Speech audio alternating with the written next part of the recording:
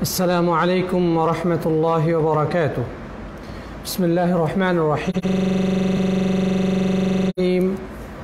الحمد لله حمد الشاكرين، وصلوات ربي وسلامه على النبي الأمين نبينا محمد وعلى آله وصحبه ومن سار على نهجه واهتدى بهداه إلى يوم الدين. أما بعد. যাবতীয় প্রশংসা, গুণগান, তারিফ এবং স্তুতি আল্লাহ রাব্বুল আলামিনের শাহী দরবারে পেশ করছি, যিনি আমাদেরকে অনলাইন ভিত্তিক ইসলামী শরিয়া কোর্সের আজকের এই ফিকহ ক্লাসে যথারীতি উপস্থিত হওয়ার তৌফিক দান করেছেন। এই জন্য আমরা রাব্বুল আলামিনের দরবারে অবনত মস্তকে কালিমাতে শুকর আদায় করি। সকলেই পড়ি আলহামদুলিল্লাহ। অতঃপর সালাত, সালাম এবং অবারিত শান্তির ধারা বর্ষিত হোক প্রাণপ্রিয় নবী মোহাম্মদ রসুল্লাহ সাল্লাল্লাহু আলাইহি ওয়াসাল্লামের প্রতি। আসুন আমরা প্রিয় নবীর প্রতি সালাত ও সালাম পেশ করি। সকলে পড়ি সাল্লাল্লাহু আলাইহি ওয়াসাল্লাম। তারপর আমার আওয়াজ শোনা যাচ্ছে কি না একটু দয়া করে কমেন্ট করবেন।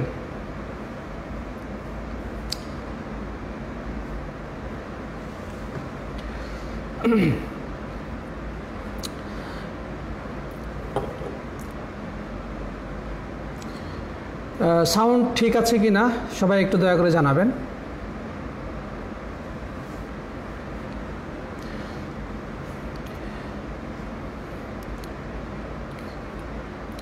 প্রিয় উপস্থিতি, আমরা ইনশাআল্লাহ আজকে অত্যন্ত গুরুত্বপূর্ণ আরেকটি বিষয়ে আলোকপাত করার দিকে অগ্রসর হব। সে বিষয়টি হচ্ছে গোসল সংক্রান্ত। জি আলহামদুলিল্লাহ। প্রিয় বন্ধুগণ, আমরা গোসল সংক্রান্ত বিষয়ে এখন আলোচনা শুরু করতে যাচ্ছি। ইতিপূর্বে আমরা অজু সম্পর্কে আলোকপাত করেছি। এ পর্যায়ে আমরা তাহারাতের দ্বিতীয় প্রকার, অর্থাৎ আমরা জানি নাপাকি দুই প্রকার, বড় নাপাকি এবং ছোট নাপাকি। ছোট নাপাকির থেকে পবিত্রতার জন্য অজু করতে হয়। আমরা অজু সম্পর্কে ইতিপূর্বে আলোচনা করেছি। সে নাপাকির দ্বিতীয় প্রকার, যেটাকে বলা হয় বড় নাপাকি, যেই বড় নাপাকির জন্য অবশ্যই গোসল করতে হবে, সেই গোসল সংক্রান্ত এই পর্যায়ে ইনশাআল্লাহ আমরা আলোচনা করব। ওমা তৌফিকি ইল্লা বিল্লাহ। প্রিয় সাথী বন্ধুগণ, আমরা প্রথমেই যে জিনিসটি বলবো সেটি হচ্ছে যে ইসলাম এমন একটি জীবন আদর্শ যা মানুষকে, ইসলাম এমন একটি মহান জীবন আদর্শের নাম যা মানুষকে সবসময় পরিষ্কার, পরিচ্ছন্ন এবং পরিপাটি থাকতে উৎসাহিত করে। এবং বিশেষ করে পাক পবিত্রতার বিষয়টি এটা এতটাই গুরুত্বপূর্ণ যে এর সাথে আমাদের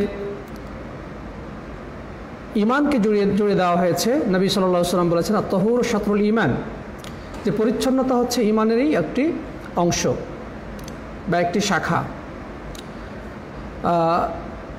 নবী আকরাম, তাছাড়া এই পাক পবিত্রতার সাথে আমাদের ইবাদত বন্দেগীকে জুড়ে দেওয়া হয়েছে,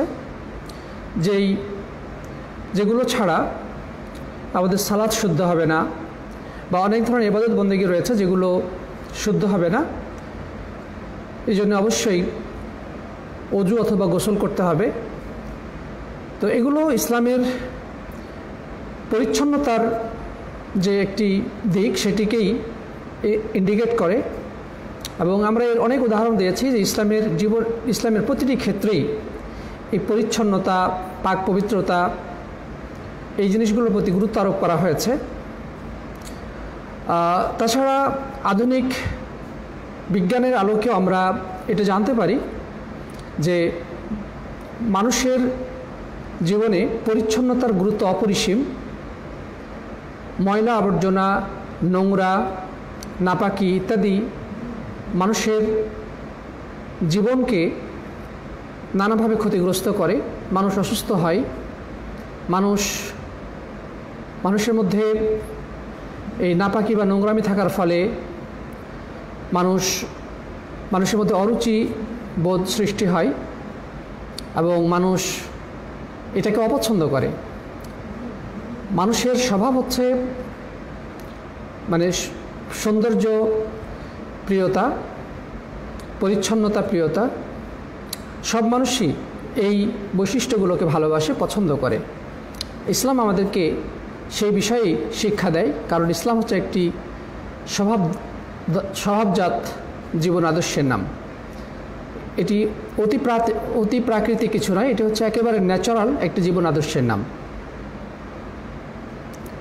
সাথী বন্ধুগণ, তো আমরা সামনে চলি। যে আমরা প্রথমেই যে জিনিসটি জানব যে গোসল বলতে আমরা কি বুঝি। ইসলামী শরীয়তের পরিভাষায় গোসল বলতে বলা হয় যে নির্দিষ্ট পদ্ধতিতে বড় নাপাকি থেকে পবিত্রতা অর্জনের উদ্দেশ্যে পবিত্র পানি দ্বারা সমস্ত শরীর ধৌত করা, যেন এই গোসলের মাধ্যমে যে সমস্ত ইবাদত করার জন্যে পবিত্রতা জরুরি সেগুলো করা সম্ভব হয়। তো এটা হচ্ছে গোসল। তাহলে গোসল কাকে বলে? নির্দিষ্ট পদ্ধতিতে বড় নাপাকি থেকে পবিত্রতা অর্জনের উদ্দেশ্যে পবিত্র পানির দ্বারা পুরো শরীর ধৌত করা, যেন যে সমস্ত ইবাদতের জন্যে পবিত্রতা জরুরি বা গোসল ছাড়া যে সমস্ত ইবাদত করা যায় না সেগুলো করা সম্ভব হয়। তো এটি হচ্ছে গোসল। সাথী বন্ধুগণ, তো যাই হোক, এই গোসলের ব্যাপারে আমরা ইনশাআল্লাহ যে বিষয়গুলি জানার চেষ্টা করব, যে কী কী কারণে গোসল আবশ্যক হয়, অর্থাৎ যেই কারণগুলো সংঘটিত হলে অবশ্যই আমাদেরকে গোসল করতে হবে, অন্যথায় ওই ইবাদতটি আল্লাহর কাছে গৃহীত হবে না বা বিশুদ্ধভাবে করা সম্ভব হবে না, আল্লাহ সুবহানাহু ওয়া তাআলা প্রত্যাখ্যান করবেন। তো সেই বিষয়গুলো কি কি, আমরা প্রথমেই এই বিষয়গুলো জেনে নেব সংক্ষেপে। প্রথম হচ্ছে যে বীর্যপাত হওয়া, এটি হচ্ছে গোসল ফরজ হওয়ার একটি কারণ, চাই জাগ্রত অবস্থায় হোক অথবা ঘুমন্ত অবস্থায় হোক।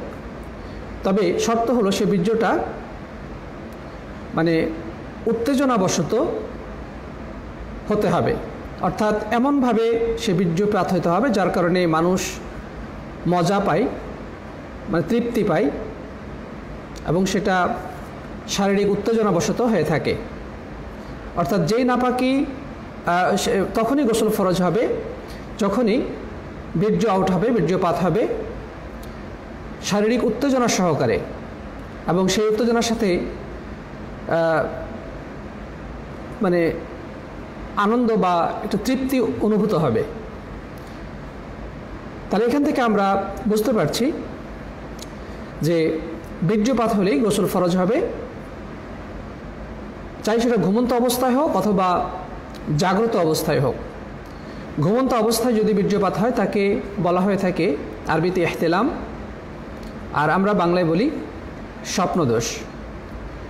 অর্থাৎ স্বপ্নদোষের মাধ্যমে গোসল করা আবশ্যক হয়ে পড়ে। অর্থাৎ স্বপ্নে যদি কেউ এমন কোনো দৃশ্য দেখে, যৌন কর্ম বা এমন কোনো দৃশ্য যার কারণে শারীরিক উত্তেজনা সৃষ্টি হয় এবং এর ফলে লজ্জাস্থান দিয়ে পানি বের হয়, যেটাকে বলি আমরা বীর্যপাত হওয়া, যদি বীর্যপাত হয় তবে গোসল ফরজ হয়ে যাবে। আর যদি বীর্যপাত না হয় তাহলে গোসল ফরজ হবে না। প্রিয় বন্ধুগণ, আল্লাহ তাআলা কোরআনে কারীমের সূরা মায়েদার 6 নম্বর আয়াতে বলছেন, ওয়া ইন কুনতুম জুনুবান ফাত্তাহহারু, তোমরা যদি নাপাক হয়ে যাও তবে তোমরা পবিত্রতা অর্জন করো। এবং নবী আকরাম সাল্লাল্লাহু আলাইহি সাল্লাম হাদিসে বলেছেন, আল মাউ মিনাল মা, মানে পানি বের হলে গোসল করা আবশ্যক হবে। এটি সহিহ মুসলিমে বর্ণিত হয়েছে। পুরুষ নারী সকলের জন্য একই বিধান। এ মর্মে উম্মে সালামা রাদিয়াল্লাহু তাআলা আনহা থেকে একটি হাদিস বর্ণিত হয়েছে, তিনি বলছেন যে নবী আকরাম সাল্লাল্লাহু আলাইহি ওয়াসাল্লামকে তিনি প্রশ্ন করলেন, ইয়া রাসূলুল্লাহ ইন্নাল্লাহ লা ইস্তাহি মিনাল হক, যে হে রাসূল, আল্লাহ তাআলা সত্য বলার ব্যাপারে লজ্জাবোধ করেন না বা হক থেকে তিনি কুণ্ঠিত হন না, সুতরাং কোনো মহিলার যদি স্বপ্নদোষ হয় তবে কি তার জন্য গোসল অবধারিত হবে? ফাহাল আলাল মারআতি গুসলুন ইযা ইহতালামাত, কোনো নারীর যদি স্বপ্নদোষ হয় তাহলে কি তার জন্য গোসল আবশ্যক হবে? তিনি বললেন ক্বালা নাম ইযা রাআতিল মা, তিনি বললেন যে হ্যাঁ, গোসল আবশ্যক হবে যদি সে পানি দেখতে পায়। অর্থাৎ ঘুমের অবস্থায় স্বপ্নদোষ হয়েছে এবং সে যদি বীর্যপাত দেখতে পায়, ঘুম থেকে উঠে সে কাপড় ভিজা দেখতে পায় অথবা বুঝতে পারে যে তার স্বপ্নদোষ হয়েছিল এবং বীর্যপাত হয়েছিল, তবে গোসল আবশ্যক হবে। এটি সহিহ বুখারী এবং মুসলিমে বর্ণিত হয়েছে। তাহলে আমরা প্রথম কারণটি পেলাম যে বীর্যপাত হলেই গোসল আবশ্যক হবে, চাই জাগ্রত অবস্থায় হোক অথবা ঘুমন্ত অবস্থায় হোক। তবে শর্ত হলো সে বীর্যপাতটা হতে হবে শারীরিক যৌন উত্তেজনাবশত। এই কথা দ্বারা আমরা এটা বুঝতে পারছি যে যদি কোনো রোগের কারণে অথবা শারীরিক ক্লান্তি বা হঠাৎ কোনো ভয় ইত্যাদি কারণে কারো বীর্যপাত হয়ে যায় তবে তাতে গোসল আবশ্যক হবে না। কারণ কিছু কিছু রোগের ক্ষেত্রে এমন আছে যে বীর্যপাত হয়ে যায়, সেটা বুঝতেই পারে না। অর্থাৎ শারীরিক উত্তেজনা ছাড়াই সাধারণভাবে লজ্জাস্থান থেকে পানি বের হয়, এটা মূলত গোসল ফরজ হওয়ার কারণ নয়। এই ব্যাপারে অধিকাংশ আলেমের অভিমত এবং এটাই অধিক বিশুদ্ধ কথা। প্রিয় বন্ধুগণ, তাহলে বিষয়টি আমরা বুঝতে পারছি। আর জাগ্রত অবস্থায় যদি কেউ অন্য কোনোভাবে বীর্যপাত ঘটায়, যেমন হস্তমৈথুনের মাধ্যমে অথবা কোনো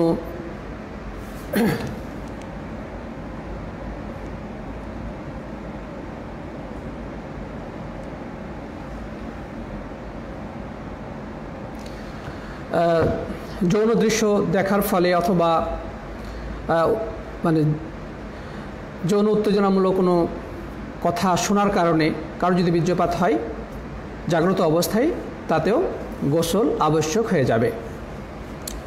আচ্ছা, তারপরে আমরা দ্বিতীয় যে বিষয়টি বলবো গোসল ফরজ হওয়ার অন্যতম একটি কারণ, সেটি হচ্ছে যে স্বামী স্ত্রীর মিলন। স্বামী স্ত্রী যদি একে অপরের সাথে যৌন ক্রিয়ায় লিপ্ত হয় তাহলে গোসল আবশ্যক হয়ে যাবে, যদিও তাতে বীর্যপাত না হয়। অর্থাৎ বীর্যপাত হলে তো অবশ্যই গোসল করতেই হবে, গোসল তো ফরজ হবেই, কিন্তু বীর্যপাত যদি নাও হয় তারপরেও গোসল আবশ্যক হবে। নবী আকরাম সাল্লাল্লাহু আলাইহি ওয়াসাল্লাম বলেছেন, ইযা জালাসা বাইনা শুআবিহাল আরবা' সুম্মা জাহাদাহা ফাকাদ ওয়াজাবাল গুসল আনজালা আম লাম ইউনজিল, রাওয়াহু আহমদ ওয়াল ইমামুল মুসলিম রাহিমাহুল্লাহ। নবী আকরাম সাল্লাল্লাহু আলাইহি ওয়াসাল্লাম বলেছেন যে কোনো পুরুষ যখন তার স্ত্রীর চার বাহুর উপরে মানে চার শাখার উপরে বসবে, দুই হাত এবং দু পা, এবং সহবাস করার জন্য চেষ্টা করবে, গোসল আবশ্যক হয়ে যাবে, বীর্যপাত হোক অথবা না হোক। প্রিয় বন্ধুগণ, অর্থাৎ স্বামী স্ত্রীর দুই লিঙ্গ যখন পরস্পরে মিলিত হয় এবং স্বামীর পুরুষাঙ্গের মাথা যখন স্ত্রীর যৌনাঙ্গে প্রবেশ করে, সাথে সাথে গোসল আবশ্যক হয়ে যাবে, যদিও বীর্যপাত না হয়। প্রিয় উপস্থিতি, বিষয়গুলো আমাদের জানা দরকার।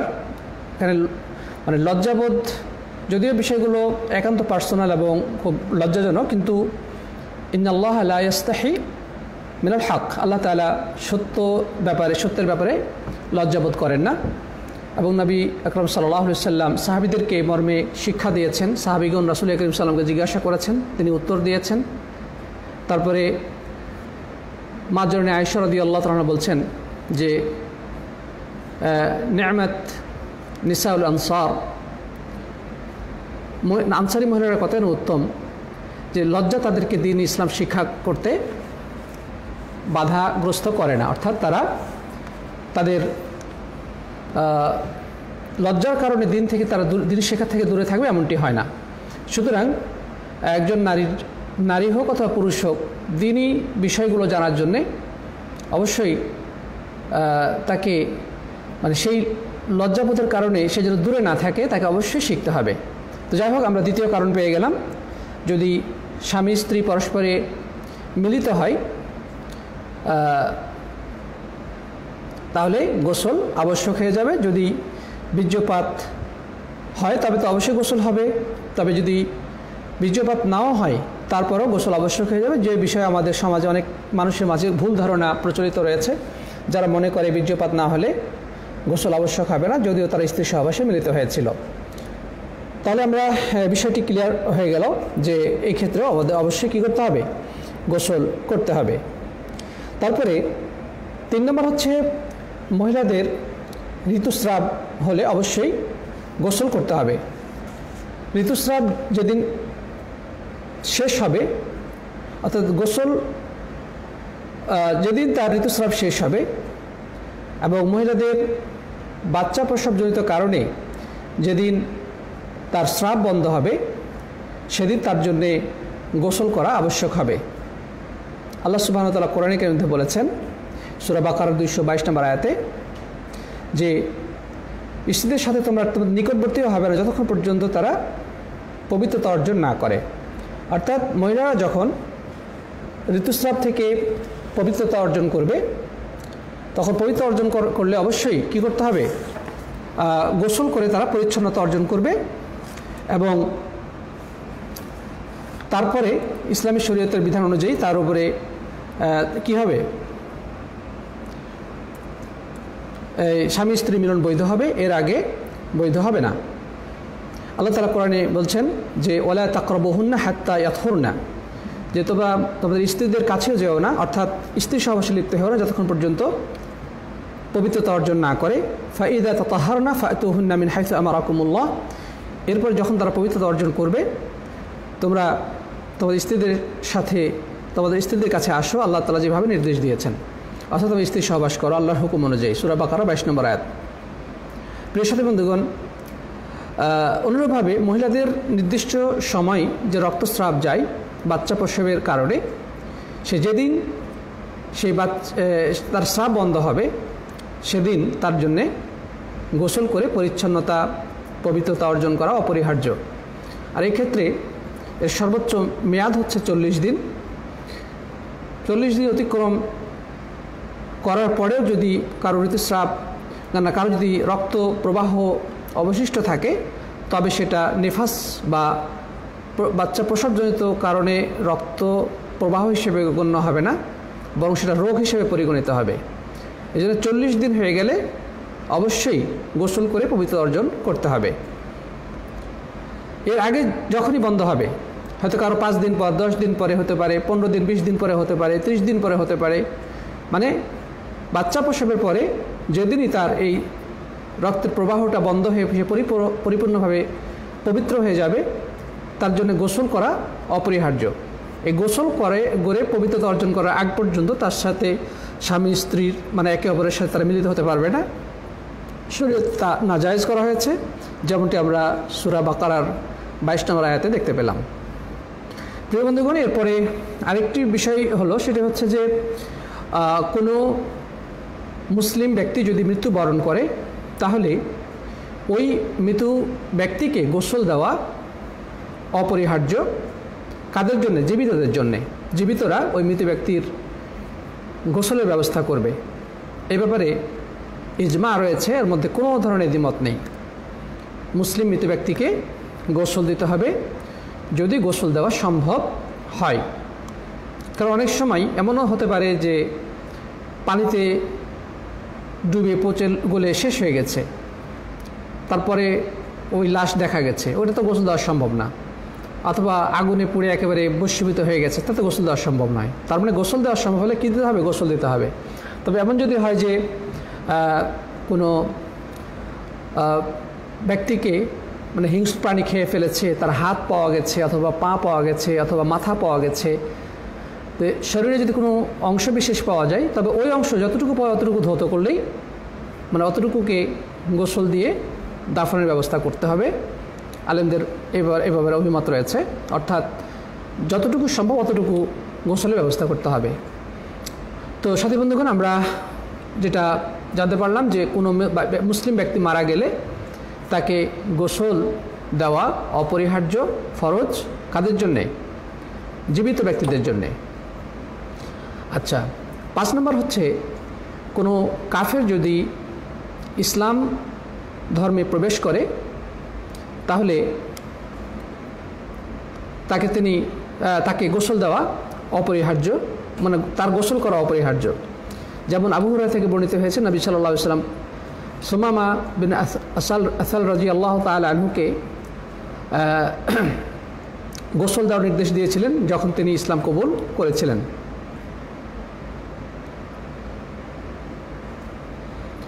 সুমামাত আল হানাফি। যাই হোক, তো একজন মানুষ যখন ইসলামে প্রবেশ করে তখন মূলত তার অভ্যন্তরীণ যে ঈমান না থাকার নাপাকি সেটা দূরীভূত হয়ে যায়, কিন্তু গোসলের মাধ্যমে তার বাহ্যিক নাপাকি দূরীভূত করতে হবে। সুতরাং কোনো অমুসলিম যখন ইসলামে প্রবেশ করবে তখন তার জন্যে গোসল দেওয়া, তার জন্য গোসল করা অপরিহার্য। তবে তার অর্থ এই নয় যে গোসল ছাড়া তার ইসলাম শুদ্ধ হবে না, এমনটি নয়। হ্যাঁ, গোসল ছাড়াও সে যদি, মানে একটা মানুষ ইসলাম কবুল করলো কিন্তু গোসল করার সুযোগ পেল না, এর আগে সে মারা গেল, তাতে কি হবে?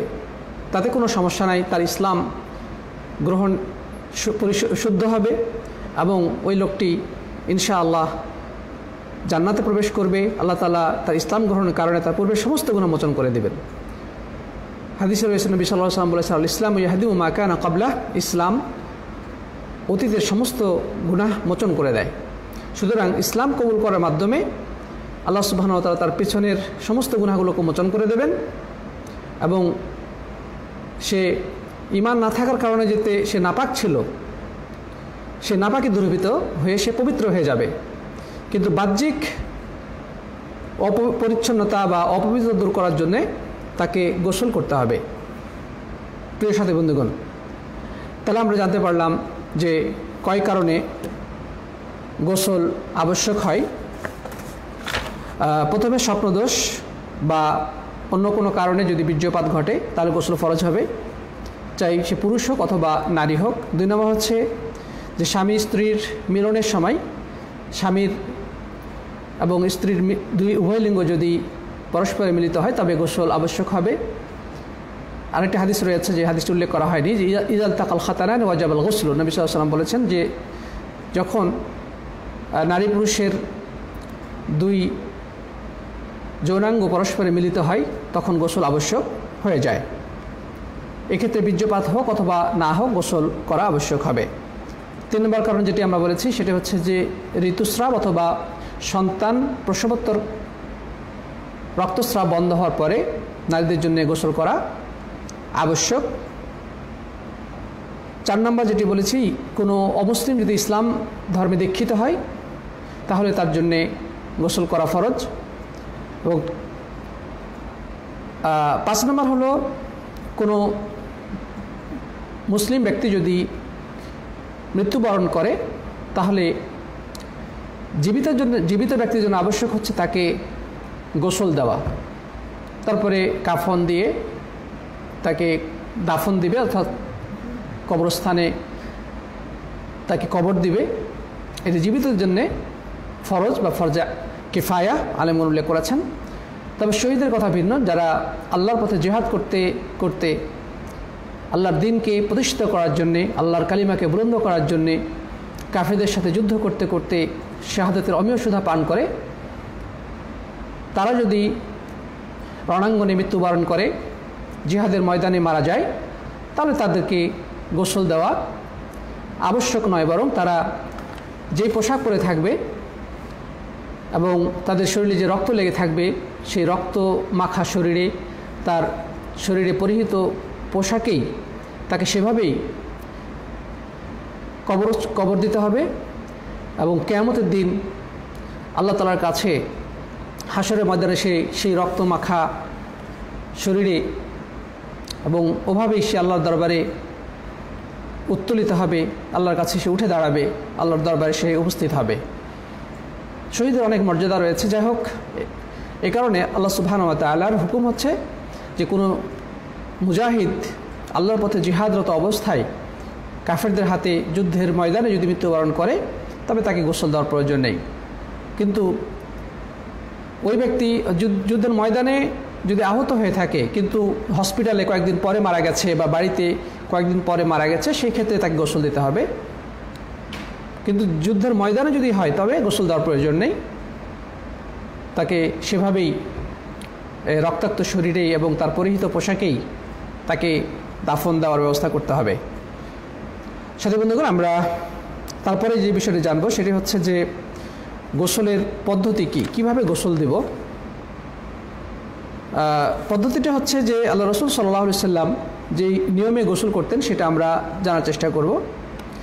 সেটি হচ্ছে যে প্রথমে মনে নিয়ত করতে হবে নাপাকি দূর করার জন্যে। নবী সাল্লাল্লাহু আলাইহি সাল্লাম বলেছেন, ইন্নামাল আমালু বিন্নিয়াত, সমস্ত আমল নিয়তের উপর নির্ভরশীল। আর আল্লাহ সুবহানাহু ওয়া তাআলা যেহেতু কোরআনে কারীমের মধ্যে বলছেন যে তোমরা যখনই নাপাক হবে তোমরা কি করবে? গোসল করবে। তাহলে গোসল করা, এই নাপাকি থেকে গোসল করা এটাও একটি ইবাদত।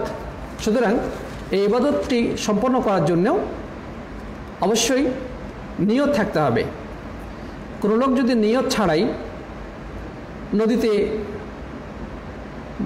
ডুবে চলে আসে বা ঝর্ণা ছেড়ে গোসল করে ফেলে তাহলে তা যথেষ্ট হবে না। অর্থাৎ ওই গোসলে নামাজ পড়া যাবে না বা যে সমস্ত ইবাদত করার জন্যে পবিত্রতা অর্জন করা আবশ্যক সেগুলো সে করতে পারবে না, বরং তাকে পুনরায় নিয়ত সহকারে গোসল করতে হবে। সুতরাং প্রিয় বন্ধুগণ, তাহলে এখানে সবার আগে নিয়তটা জরুরি। এরপরে নবী আকরাম সাল্লাল্লাহু আলাইহি সাল্লাম যা করতেন সেটি হচ্ছে যে তিনি বিসমিল্লাহ বলে 2 হাত কবজি পর্যন্ত 3 বার ধৌত করতেন। তারপরে লজ্জাস্থানে পানি দিয়ে তিনি লজ্জাস্থান পরিষ্কার করতেন। এরপরে মানে প্রথমে নিয়ত, তারপর বিসমিল্লাহ বলে 2 হাতের কবজি 3 বার ধৌত করা, তারপরে লজ্জাস্থানে যদি নাপাকি লেগে থাকে বা রানে ইত্যাদিতে যদি সে বীর্য লেগে থাকে তাহলে সেটা পরিষ্কার করা, রাসূল করিম সাল্লাল্লাহু আলাইহি ওয়াসাল্লাম এটা করতেন। তারপরে পরিপূর্ণভাবে অজু করা, প্রিয় সাথী বন্ধুগণ, এই অজু করার পরে গোসলের প্রক্রিয়াটা শুরু হবে। কিভাবে? সর্বপ্রথম মাথায় পানি ঢেলে আঙ্গুল খিলাল করবে, আঙ্গুল দিয়ে মাথার চুল খিলাল করবে। অর্থাৎ পানি ঢেলে 2 হাত দিয়ে বা 1 হাত দিয়ে মাথার চুলের মধ্যে আঙ্গুল প্রবেশ করিয়ে ভিতরে পানি প্রবেশ করানোর চেষ্টা করবে। এরপর যখন বুঝবে যে চুলের গোড়ায় পানি পৌঁছে গেছে, এরপরে মাথায় 3 বার পানি ঢালবে। এরপরে সমস্ত শরীরে পানি প্রবাহিত করবে যেন শরীরে কোনো অংশ শুকনো থেকে না যায়। তার মানে যে মাথা ভালোভাবে ধৌত করতে হবে যেন চুলের গোড়াগুলো ভালোভাবে ভিজে যায়। এরপরে সমস্ত শরীরে পানি ঢালতে হবে এবং পুরো শরীর ভালোভাবে ধৌত করতে হবে, প্রক্ষালন করতে হবে যেন শরীরের কোনো অংশ শুকনো থেকে না যায়। এবং পানি ঢালার ক্ষেত্রে সবচেয়ে উত্তম হচ্ছে ডান দিক থেকে ঢালা। ডান দিক মানে আমি পানিটা নিলাম, নেওয়ার পরে ডান কাঁধে আগে ঢাললাম, এরপরে বাম কাঁধে, মানে ডান দিক থেকে করাটা ভালো। কারণ নবী সাল্লাল্লাহু আলাইহি সাল্লাম ডানকে পছন্দ করতেন, সব ক্ষেত্রে তিনি ডান দিকটাকে অগ্রাধিকার দিতেন। যাই হোক, সেই বুখারী মুসলিমে মা জননী আয়েশা থেকে নবী আকরাম সাল্লাল্লাহু আলাইহি সাল্লামের গোসলের পদ্ধতি এভাবেই বর্ণিত হয়েছে। তো এই পর্যায়ে আমরা যে জিনিসগুলো জানবো সেটা হচ্ছে যে গোসলের ক্ষেত্রে ফরজ কী কী এবং গোসলের ক্ষেত্রে সুন্নত কী কী। গোসলের ক্ষেত্রে ফরজ হলো প্রথমত নিয়ত করা, কারণ আমরা জেনেছি যে নিয়ত ব্যতিরেকে কোনো আমল আল্লাহর কাছে গৃহীত হয় না। যদিও অনেক আলেম এটিকে ফরজ বলেন না, এটিকে বলেন যে এটিকে মানে গোসলের রোকন বা ফরজ বলেন না, বরং এটি গোসলের শর্ত হিসেবে উল্লেখ করেছেন। ওযুর ক্ষেত্রে অনেক আলেম এটিকে শর্ত বলেছেন, অর্থাৎ মানে যে কোনো কাজ করার আগে যে নিয়ত, যে কাজটা করা লাগে সেটা হচ্ছে শর্ত, আর ওই জিনিসটার মধ্য বা অন্তর্গত যে কাজটা সেটা হচ্ছে রোকন। তো গোসলের রোকন কী কী? গোসলের রোকন হচ্ছে সমস্ত শরীরে পানি প্রবাহিত করা। আর নিয়তটা হচ্ছে তার আগের, যেহেতু নিয়ত করার পরে গোসল শুরু করতে হবে, এই জন্যে অনেক আলেম এটিকে বলেছেন যে এটি গোসলের শর্ত, রোকন নয়। কিন্তু স্বাভাবিকভাবে আলেমগণ উল্লেখ করেছেন যে গোসলের ফরজ বলতে সবার আগে নিয়ত করতে হবে, নিয়তের পরে সমস্ত শরীরে পানি প্রবাহিত করতে হবে যেন শরীরের কোনো অংশ শুকনো থেকে না যায়। আর আমাদের সমাজে আরেকটি বলা হয়ে থাকে, সেটা হচ্ছে নাকে এবং মুখে পানি দেওয়া।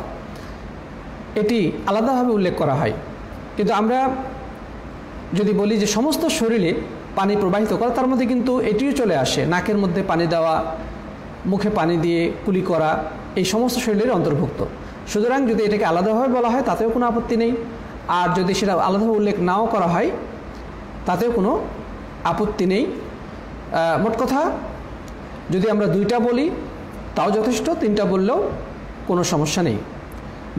দুইটা কি, এক নম্বর হচ্ছে নিয়ত, দুই নম্বর হচ্ছে পুরো শরীর ভালোভাবে ধৌত করা। এটাকে যদি আমরা একটু মানে তিনটা বলি তাতেও কোনো আপত্তি নেই। তিনটা হচ্ছে যে সমস্ত শরীর ধৌত করা, পাশাপাশি নাকে মুখে পানি দিয়ে মানে নাক পরিষ্কার করা, নাক ঝাড়া এবং মুখের ভিতরে পানি নিয়ে কুলি করা। হ্যাঁ, কোনো আলেমে দুটিকে আলাদাভাবে উল্লেখ করেন নাই, কোনো আলেম আলাদাভাবে উল্লেখ করেছেন। সুতরাং দুটি বললেও কোনো সমস্যা, তিনটে বললেও কোনো সমস্যা নেই। তো যাই হোক, আমরা গোসলের ফরজগুলো পেয়ে গেলাম।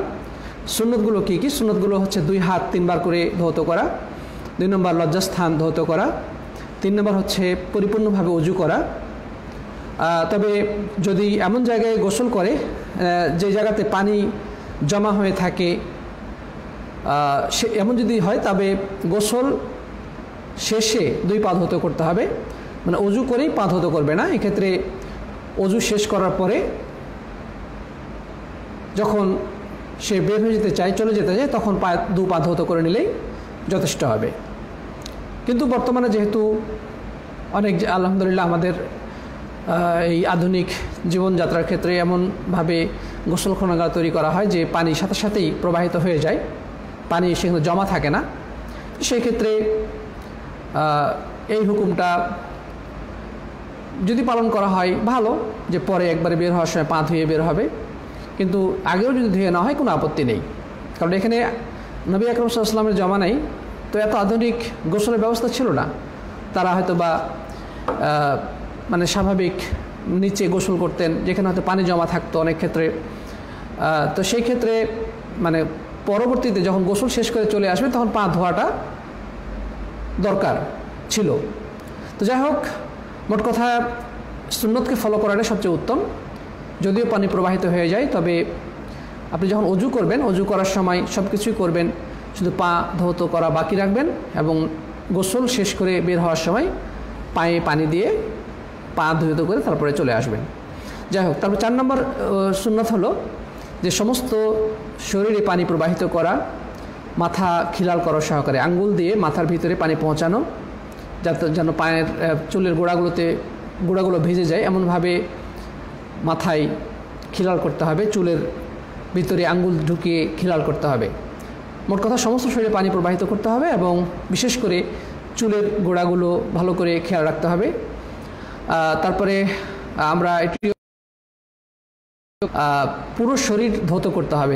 তার মানে এই ক্ষেত্রে আমাদের খেয়াল রাখতে হবে যে বগলের মধ্যে যেন, বগলের ভিতরে যেন পানি পৌঁছে, তারপরে নাকের ভিতরে যেন পানি পৌঁছে, মুখের ভিতরে যেন পানি পৌঁছে, আঙ্গুলের ফাঁকগুলোর মধ্যে যেন পানি পৌঁছে, এগুলোও খেয়াল রাখতে হবে।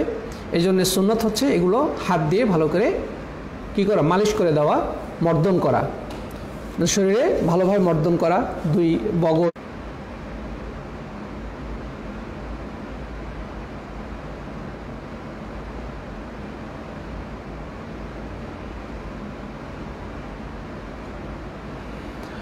প্রিয় উপস্থিতি, আর মহিলাদের যদি এমন হয় যে মাথার চুল বেনি করা আছে এবং অনেক বড় ঘন চুল, তো বেনি খুলে আবার পুরো ভিজিয়ে সেটা শুকানো অনেক কষ্টসাধ্য, তখন সেই ক্ষেত্রে হাদিস হলো যে পানির চুলের বেনি খোলার প্রয়োজন নেই, বা চুল যে বাঁধা থাকে সে পুরো চুল খোলার দরকার নেই, যদি চুলের গোড়াগুলোতে ভালোভাবে পানি পৌঁছে দেওয়া হয় তবে সেটা যথেষ্ট হবে। যেমন উম্মে সালামা রাদিয়াল্লাহু তাআলা আনহা থেকে বর্ণিত হয়েছে, আন্না ইমরাআতান ক্বালাত ইয়া রাসূলুল্লাহ ইন্নী ইমরাআতুন আশাদ্দু দুফরু রাসি, যে হে রাসূল আমার মাথার চুল অনেক বেশি, আফা আনকুদুহুল জানাবা, আমি জানাবাত থেকে নাপাকি থেকে গোসল করার সময় কি আমি মাথার চুল সব তুলে ফেলবো? তিনি বললেন ইন্নামা ইয়াকফিকি আন তুহসি আলাইহি সালাসা হাসায়াত মিন মা, যে তোমার জন্য এতটুকু যথেষ্ট হবে যে তুমি 3 চুল্লু পানি ঢালবে, সুম্মা তাফিযি আলা সাইর জাসাদিকি, এরপরে তুমি তোমার সারা শরীরে পানি ঢালবে। অর্থাৎ মাথায় যদি পানি দিয়ে চুলের গোড়াগুলো ভিজিয়ে দেওয়া হয়, 3 বার পানি নিয়ে সুন্দর মাথার গোড়াগুলো ভিজিয়ে দেওয়া হয় চুলগুলো, তাহলে যথেষ্ট হবে। পুরো চুল ধৌত করতে হবে এমনটি আবশ্যক নয়, বা চুলের যে বেনি এটা খুলে ফেলতে হবে এমনটি আবশ্যক নয়। এরপরে সমস্ত শরীরে ধৌত করলেই যথেষ্ট হবে। সহিহ মুসলিমে এটি বর্ণিত হয়েছে। তো সাথী বন্ধুগণ, আমরা গোসলের পদ্ধতিও জানতে পারলাম এবং গোসলে কী কী সুন্নত সেগুলো আমরা জানতে পারলাম। এ পর্যায়ে আমরা জানব যে কোন কোন ক্ষেত্রে গোসল করা সুন্নত যেখানে আবশ্যক নয়। আমরা এর আগে জেনেছি যে কখন কখন গোসল করা ফরজ, যেমন স্বপ্নদোষ হলে বা জাগ্রত অবস্থায় বীর্যপাত হলে, স্ত্রী সহবাস হলে, এগুলো আমরা জেনেছি। এ পর্যায়ে আমরা জানবো যে কোন কোন ক্ষেত্রে গোসল করা আবশ্যক নয় তবে গোসল করা মুস্তাহাব বা ভালো। প্রথম কথা হচ্ছে যে সমস্ত ইবাদতের ক্ষেত্রে মুসলিমগণ একসাথে জমা হয়, একত্রিত হয়, সেই সমস্ত ক্ষেত্রে গোসল করা ভালো। যেমন জুমার সালাতে বিভিন্ন এলাকার মুসল্লিগণ জুমার মসজিদে সমবেত হন। তো এখানে যদি মানুষ অপরিচ্ছন্ন, গায়ে দুর্গন্ধ এবং নোংরা কাপড় নিয়ে চলে আসে, তবে স্বাভাবিকভাবেই এই অন্য মুসল্লিরা দ্বারা কষ্ট পাবে বা ওই জায়গাটা পরিবেশটাই নোংরা হয়ে যাবে। এই জন্য ইসলামের বিধান হচ্ছে যে জুমার দিন গোসল করে আসা সুন্নত, যদিও কোনো আলেম এটিকে ওয়াজিব বলেছেন। তো যাই হোক, মোট কথা ইসলামের প্রথম আলেমদের বক্তব্য হচ্ছে ইসলামের প্রথম থেকে এটা ওয়াজিব ছিল। মানুষ যখন ইসলাম জানতো না, ইসলামের পাক পবিত্রতা, পরিচ্ছন্নতা, গুরুত্ব সম্পর্কে ততটা ওয়াকিফাল ছিলেন না, তখন ইসলামের প্রথম জমানাতে এটা নির্দেশ দেওয়া হয়েছিল যে সবাই যেন অপরিহার্যভাবে গোসল করে তারপরে জুমার মসজিদে উপস্থিত হন। কারণ সাধারণ মানুষ সারাদিন হয়তো বা পরিশ্রম করতো, কৃষিকাজ করতো, কেউ বকরি চড়াতো, কেউ উট চড়াতো, তো স্বাভাবিকভাবে শরীরের মধ্যে দুর্গন্ধ থাকতো, ময়লা আবর্জনা থাকতো। এভাবে যদি মসজিদে চলে আসে তাহলে স্বাভাবিকভাবে এটা মুসলিমদের জন্য কষ্ট হয় এবং পরিবেশটা দুর্গন্ধযুক্ত বা নোংরা হয়ে যায়। এই জন্য ইসলামের প্রথম যুগে এটি আবশ্যক করে দেওয়া হয়েছিল। পরবর্তীতে এটি সুন্নত বা মুস্তাহাব পর্যায়ে রাখা হয়েছে, যে মানুষ যখন বুঝতে পারলো ইসলামের যে পরিচ্ছন্নতার গুরুত্ব, মানুষ স্বাভাবিকভাবেই সেই নোংরা আবর্জনা থেকে নিজেদেরকে রক্ষা করে এবং 5 ওয়াক্ত সালাত আদায় করে, ওযু করে, তো সেই ক্ষেত্রে এটাকে আবশ্যক না করে এটা আরও সহজ করা হলো, অর্থাৎ এটি মুস্তাহাব পর্যায়ে রাখা হলো। তো যাই হোক, জুমার দিন গোসল করা, তারপরে ঈদের দিন গোসল করা, কারণ ঈদের মাঠে বিভিন্ন এলাকার বিভিন্ন শ্রেণীর মানুষ উপস্থিত হয়। সুতরাং সেখানে যদি মানুষ পরিষ্কার পরিচ্ছন্ন হয়ে ভালো সুগন্ধি ব্যবহার করে, ভালো কাপড় পরে ঈদের মাঠে আসে, তবে নিঃসন্দেহে সেই পরিবেশটা হবে খুব সুন্দর, সৌরভময়। অন্যথায় ওই ঈদের মাঠও হয়ে যাবে অত্যন্ত দুর্গন্ধযুক্ত, মানুষের শরীর থেকে দুর্গন্ধ বের হবে। এই জন্যে ইসলামের দৃষ্টিতে ঈদের মাঠে যাওয়ার পূর্বে গোসল করা সুন্নত। হজ এবং উমরার ক্ষেত্রেও গোসল করা সুন্নত। কোনো ব্যক্তি যদি হজ করতে যায় বা উমরা করতে যায়, তবে মক্কায় প্রবেশের পূর্বে মোট 5টি মিকাত রয়েছে।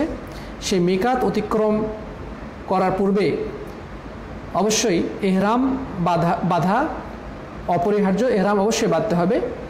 আর এহরাম বাঁধার পূর্বে গোসল করা, পরিষ্কার পরিচ্ছন্নতা অর্জন করা, আর নাভির নিচের লোম পরিষ্কার করা, বগলের লোম পরিষ্কার করা, নখ কেটে ফেলা, মোট কথা সব কিছু এই জিনিসগুলো থেকে নিজেকে পবিত্র করে পরিচ্ছন্নতা হাসিল করে গোসল করে তারপরে আতর সুগন্ধি ব্যবহার করে এহরামের কাপড় পরিধান করে তারপরে মক্কার উদ্দেশ্যে রওনা হবে। তো মোট কথা এক্ষেত্রেও যেহেতু মুসলিমগণ বিভিন্ন জায়গা থেকে বিশ্বের বিভিন্ন প্রান্ত থেকে একত্রিত হন, সুতরাং এক্ষেত্রেও ইসলামে এই পরিষ্কার পরিচ্ছন্নতা বা অজু গোসলের গুরুত্ব আরোপ করা হয়েছে। কথা কি আটকে যাচ্ছে সবারই কাছে এই সমস্যা? আমার কথা কি মানে মাঝে মাঝে আটকে যাচ্ছে? দয়া করে কমেন্ট করবেন। আমাদের এক ভাই বলেছেন পুরোটাই আটকে আসছে, আমি বেশিরভাগই শুনতে পারলাম না। অন্যদের বিষয়টি একটু জানাবেন প্লিজ। তো যাই হোক প্রিয় সাথী বন্ধুগণ, আমরা যে জিনিসটি জানতে পারলাম যে এহরাম পরিধানের পূর্বে গোসল করে মক্কা যে মিকাত রয়েছে সে মিকাতে অবশ্যই পরিষ্কার পরিচ্ছন্নতা অর্জন করা এটা গুরুত্বপূর্ণ। একজন বলেছেন জি, অর্থাৎ সমস্যা হচ্ছে। কেন সমস্যা হচ্ছে ঠিক বুঝতে পারলাম না, আল্লাহ মাফ করুন।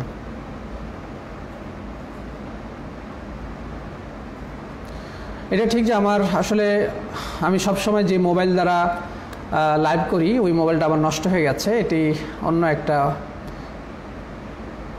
পুরনো মোবাইল দিয়ে লাইভ করতেছি, এই কারণে হতে পারে। এই মোবাইলটা আমার বেশি একটা ভালো না। আগের মোবাইলটি হঠাৎ করে গতকালকে থেকে আর চার্জ হচ্ছে না। কী সমস্যা হয়েছে আল্লাহ পাক ভালো জানে, হয়তো বা টেকনিশিয়ান দেখাতে হবে। তো যাই হোক, আন্তরিকভাবে দুঃখিত। তো আল্লাহ মাফ করুন। প্রিয় বন্ধুগণ, তো যাই হোক আজকে আশা করি একটু কষ্ট হলেও আপনারা শোনার চেষ্টা করবেন। তারপরে আমরা ইনশাআল্লাহ অডিও দিব, আশা করি সেখানে ক্লিয়ার শুনতে পাবেন। কেউ কেউ বলেছেন না সমস্যা নেই শেখ।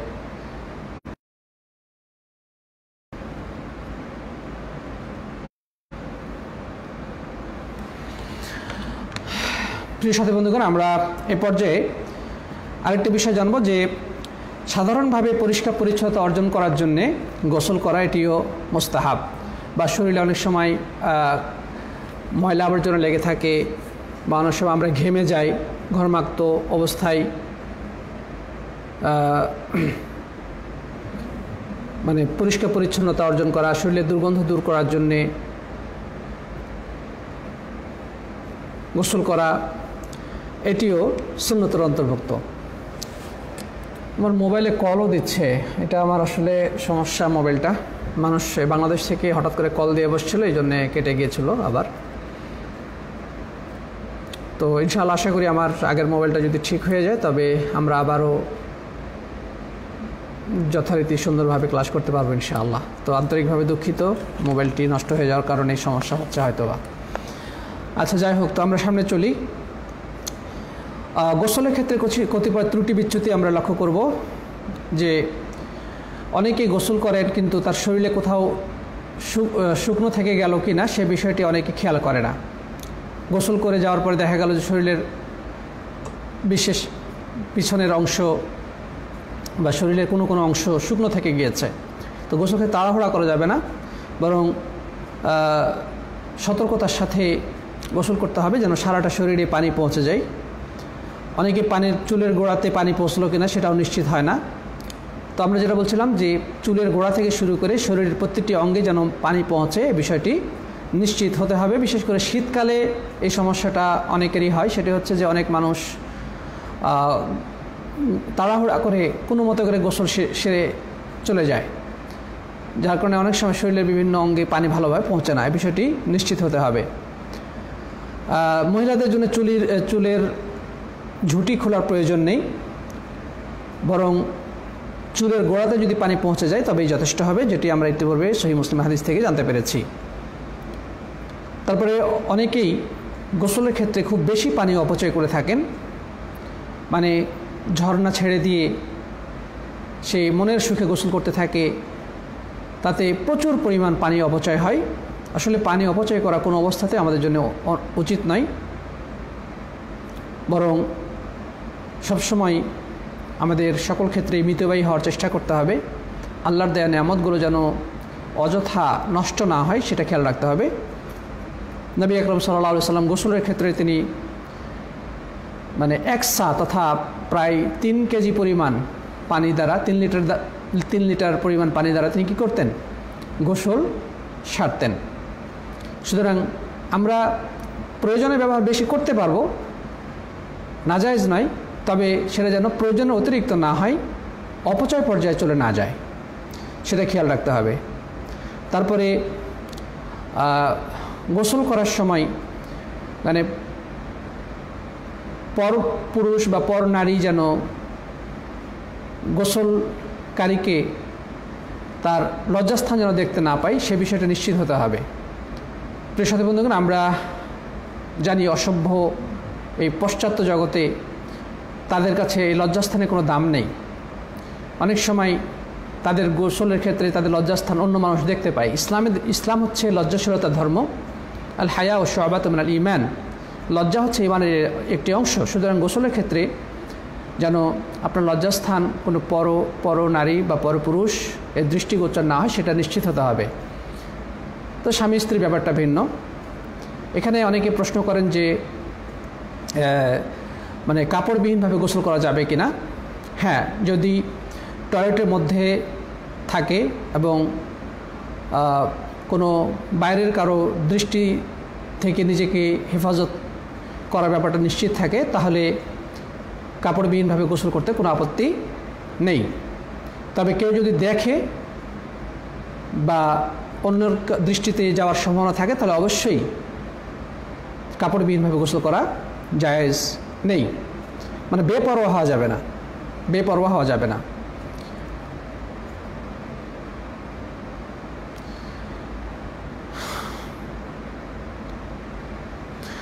আচ্ছা, আমার শরীর ভালো আছে কিনা? আমার শরীর কিছুটা খারাপ, তারপরে আলহামদুলিল্লাহ আগের থেকে ভালো, আলহামদুলিল্লাহ। দোয়া করবেন, জাযাকুমুল্লাহ খাইরান। আচ্ছা, তো আমরা গোসল করার ক্ষেত্রে ত্রুটি বিচ্যুতিগুলো জানতে পারলাম। এ পর্যায়ে আমরা আরেকটি পয়েন্ট বলেই আজকের আলোচনা সমাপ্ত করব ইনশাআল্লাহ। সেটি হচ্ছে যে গোসল ফরজ যদি হয়ে যায়, তবে কি কি কাজ করা যাবে না বা কোন কোন কাজ করা হারাম। সেটা হচ্ছে যে প্রথম হচ্ছে নামাজ পড়া, সালাত আদায় করা জায়েজ নেই। গোসল যদি ফরজ হয়ে থাকে তাহলে অবশ্যই গোসল করতে হবে। তারপরে কাবা ঘরের তওয়াফ স্পর্শ করা যাবে না, কাবা ঘরের তওয়াফ করা যাবে না এবং কোরআন স্পর্শ করা যাবে না।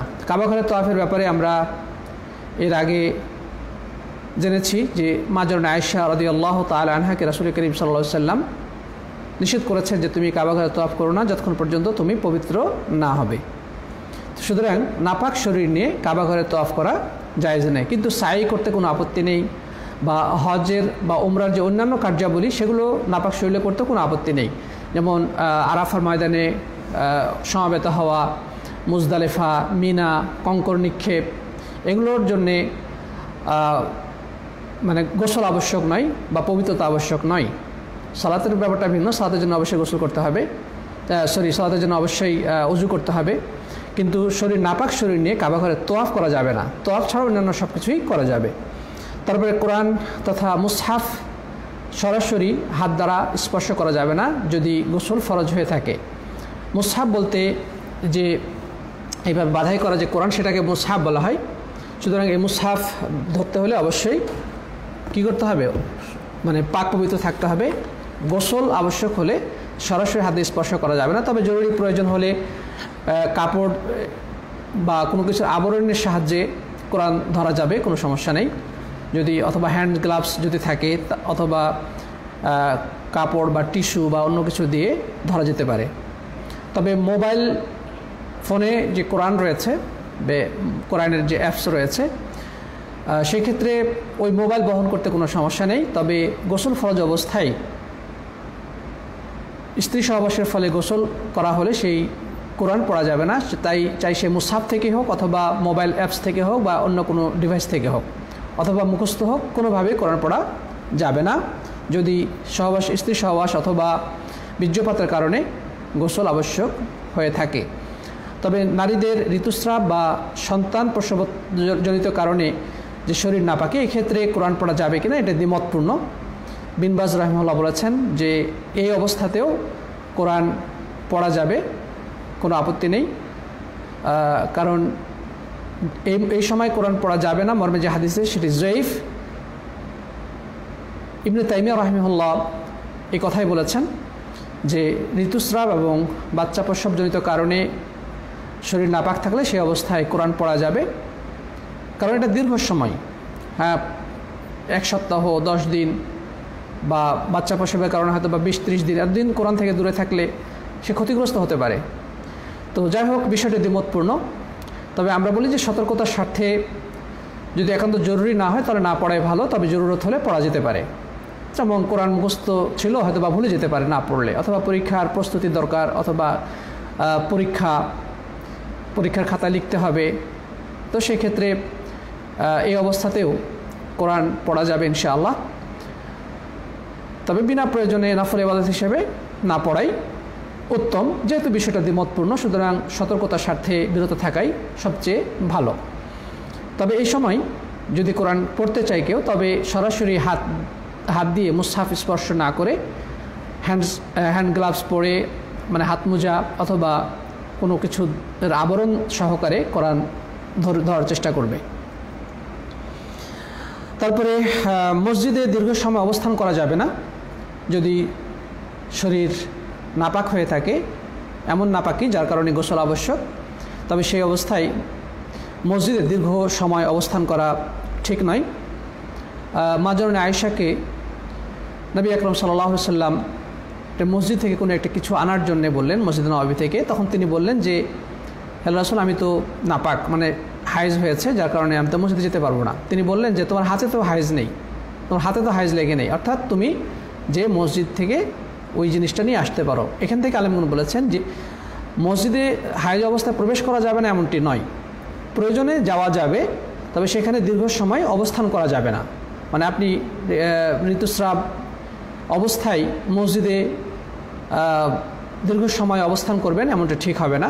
মহিলাদের যে মহিলা সেকশন রয়েছে, অথবা কারো যদি গোসল ফরজ হয়ে যায় পুরুষের ক্ষেত্রে, তো মসজিদে যে শুয়ে থাকবে এমনটি জায়েজ নাই। জরুরত হলে, প্রয়োজন হলে শুধু মসজিদে যেয়ে আবার চলে আসতে পারে, মানে প্রবেশ করা যাবে না এমনটি নয়, প্রবেশ করা যাবে প্রয়োজনে, কিন্তু সেখানে দীর্ঘ সময় অবস্থান করা জায়েজ নেই। তো যাই হোক, আমরা তাহলে জানতে পারলাম যে নাপাক ব্যক্তির উপরে কোন কোন কাজগুলো করা হারাম। প্রথম হচ্ছে নামাজ পড়া, কাবা ঘরের তওয়াফ করা, কোরআন তথা মুসহাফ সরাসরি হাত দ্বারা স্পর্শ করা, অনুরূপভাবে কোরআন পড়া, মুখস্থ পড়া যাবে না, মুখস্থ পড়া যাবে না। তো আমরা ঋতুস্রাব বা বাচ্চা মানে প্রসূতি নারীর জন্যে যে বিধানের কথাটা বলেছি এটি দ্বিমতপূর্ণ। তো আমরা এক্ষেত্রে বলি যে সতর্কতার স্বার্থে না পড়াই ভালো, তবে জরুরত থাকলে এই অবস্থায় পড়তে পারে, তবে হাত দ্বারা সরাসরি স্পর্শ না করে কাপড়ের আবরণ দ্বারা বা হাত মোজা পরিধান করে তারপরে সরাসরি মুসহাফ স্পর্শ করবে।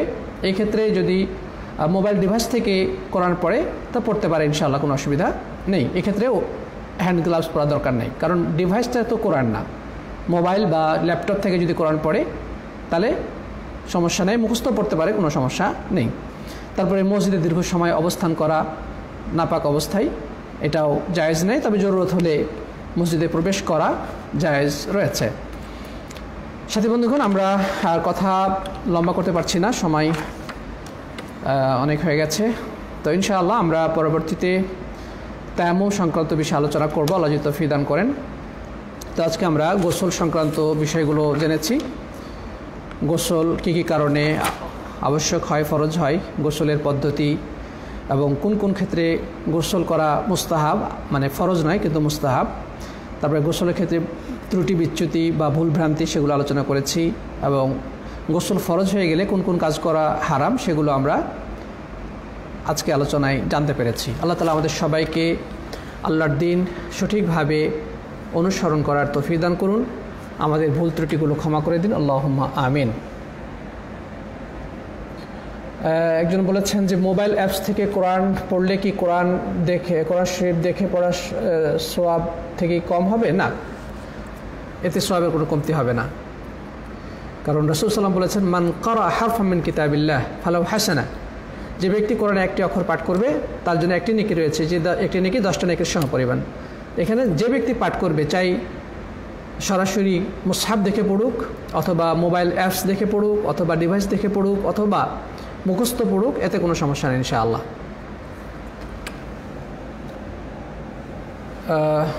এক বোন জানতে চেয়েছেন এই সম্পর্কে লিখিত একটা পোস্ট দিবেন কি? দেওয়া যেতে পারে ইনশাআল্লাহ, তবে গোসল সংক্রান্ত বিষয়ে আমার পোস্ট আছে। শরীর নাপাক থাকলে মেয়েরা কবর জিয়ারত করতে যেতে পারবে কিনা? মেয়েদের কবর জিয়ারত করার বিষয়টি দ্বিমতপূর্ণ, যে মহিলারা স্বাভাবিক হোক মানে নাপাক থাকুক অথবা পাক থাকুক, সেটা প্রশ্ন না। প্রশ্ন মেয়েরা কবর জিয়ারত করতে যেতে পারবে কিনা, এই ব্যাপারে আলেমদের মাঝে প্রচুর দ্বিমত রয়েছে। তবে অধিক বিশুদ্ধ মতে তাদের কবর জিয়ারত করতে যাওয়া ঠিক নয়, কারণ নবী সাল্লাল্লাহু আলাইহি ওয়াসাল্লাম বলেছেন, লাআনাল্লাহু যায়িরাতিল কুবুর, অন্য রাওয়ায়াতে আছে যাওয়ারাতিল কুবুর, যে আল্লাহ লানত করেছেন যে নারীরা কবর জিয়ারত করতে যায়। অপরপক্ষে উক্ত আলেম বলেছেন যে যদি বেশি বেশি কবর জিয়ারত করে তাহলে সেটা নাজায়েজ, কিন্তু কখনো কখনো যদি জিয়ারত করতে যায় কোনো সমস্যা নেই। যাই হোক, এই বিষয়টি দ্বিমতপূর্ণ। তো দ্বিমতপূর্ণ অবস্থায় আমাদের উচিত সন্দেহ থেকে দূরে থাকা, অর্থাৎ কবর জিয়ারত করতে না যাওয়া, বরং বাড়ি থেকেই মৃত ব্যক্তির জন্য দোয়া করবে এবং কবর থেকে শিক্ষা গ্রহণ করার চেষ্টা করবে। আর কোথাও সে যাচ্ছে, রাস্তায় যাওয়ার পথে গোরস্থান আছে রাস্তার পথের ধারেই, সেক্ষেত্রে কবরকে উদ্দেশ্য করে সালাম দিতে কোনো সমস্যা নেই, কিন্তু কবর জিয়ারত করার উদ্দেশ্য নিয়ে না যাওয়াটাই তাদের জন্য অধিক নিরাপদ, কারণ নবী আকরাম সাল্লাল্লাহু আলাইহি ওয়াসাল্লাম ব্যাপারে নিষেধাজ্ঞা আরোপ করেছেন।